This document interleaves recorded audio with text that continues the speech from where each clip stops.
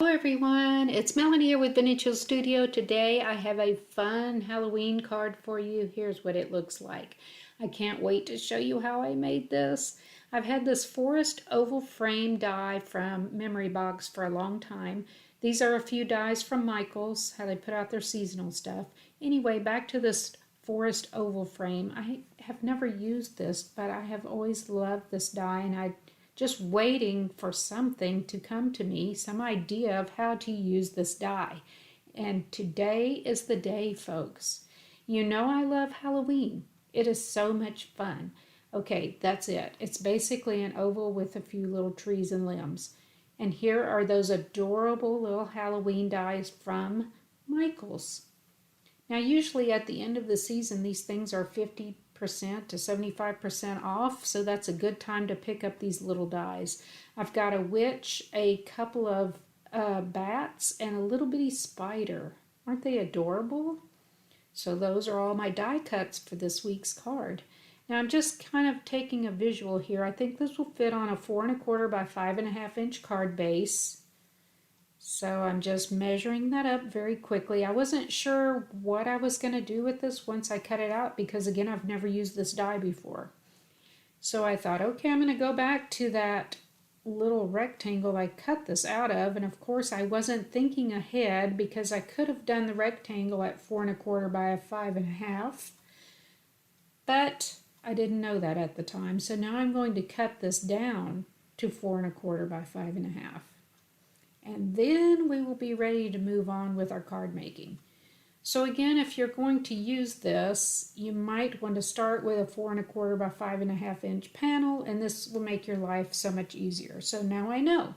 Anyway, sharing my trials and errors with you. Just being transparent here with the design process. Here's where I'm deciding which one of these little dies to use from that Michael set, and I think it's going to be these 3 guys. Now, I'm just going to place this over some patterned paper that looks like a pretty eerie, Halloween card. I like that. Looks pretty good. But I also have this alcohol-looking background paper, and it is super cool and super eerie looking, so I think I'm going to use that. And look at that, with this little white dot here at the top, it kind of reminded me of a moon, so I'm going to go with this section, and I'm going to cut this down to a little less than 4 1/4 by 5 1/2, so that will fit behind my oval rectangular opening there. Moving this around, but I still go back to that little area with the white dot in it, because again, that reminds me of a moon. So in order to get this to fit correctly so that the moon shows through, I'm going to take a pencil and just lightly trace around that oval.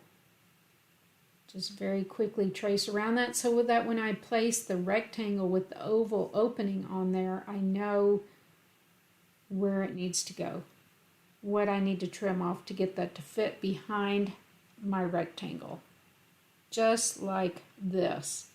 So that's looking pretty good. I just need to trim off just a little excess here on the left hand side, and I'll be ready to go. So I get that trimmed down, and now that moon looking orb there at the top is going to show through the trees and be fantastic. I love, love, love this paper. So I'll quickly erase my little pencil line, and then I will adhere that rectangular thing over my beautiful paper. So the card base is 4 1/4 by 5 1/2. If you're interested in the supplies and dimensions, they'll be listed below the video on my YouTube channel, Vintage Hill Studio. So just pop right over there, and I'll have a list of all those supplies that were used in today's card. Now here's another tip. When using foam squares, if you will kind of put your image over the foam squares or the strip of foam tape, you can see if it's going to fit or not. So when I'm using squares like this, I just take my scissor if need be. I cut right down the middle so that will fit around this oval frame and not show through from the front. And I love having these darker little foam squares because even from the side, they're going to blend in. If I were to use white against that black, it would really show anywhere that there's an overlap. Okay, I get that put down in the opening of that oval rectangle.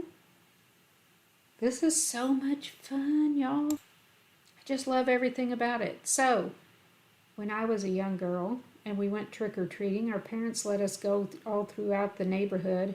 They weren't worried about us one bit.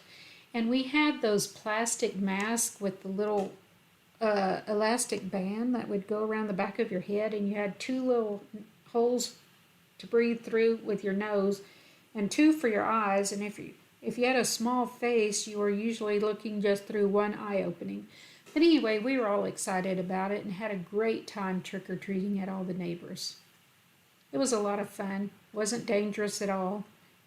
A wonderful thing to look forward to. So that's why I guess Halloween holds such great memories for me. I just love everything about the holiday. So I'm happy to share this card with you.